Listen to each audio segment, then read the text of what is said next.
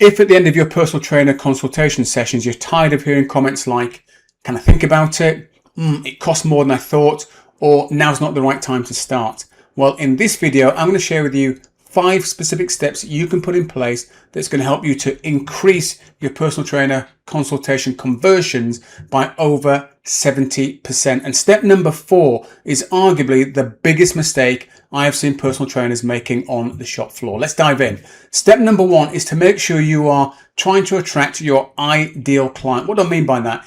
You want to be attracting people that you know that you like to work with, the people that you think you can best help, the people that you generally sort of connect with the best. So in my case, it was working with busy professionals over the age of 40. Step number 2 is to make sure you are solving a big enough problem for these people. The bigger the problem, the more likely it is they're going to invest in your service. So again, in my case, it was helping these professionals to lose anywhere between 20, 30, 50 pounds or more.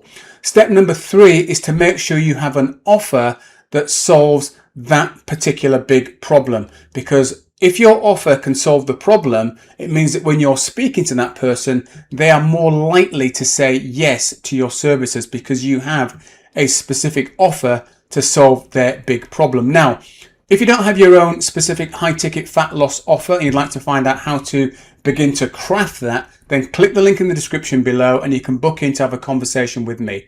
Step number 4, I said in the beginning, this is arguably the biggest mistake I see personal trainers making on the gym floor who are trying to get new clients, and that is they don't pre-qualify the clients. They try and go straight to the sell. It's a bit like meeting somebody on a first date in a pub and saying to them, can I marry you? The chances are they're going to run a million miles. So rather than doing that, you break it down into a 2-step process. Step 1 is that initial conversation you have on the gym floor.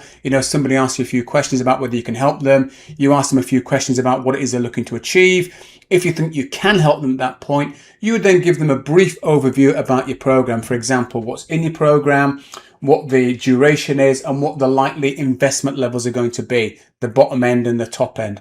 And if at that point you both agree and think, that sounds about right to me, and I think that investment level is about good as well, I can afford that, it's at that point you would then sit somebody down and have a more in-depth consultation. That way, you're only sitting down with people who like the idea of your program, but also know they can afford to invest. Even at the lowest end, they can afford to invest in your program.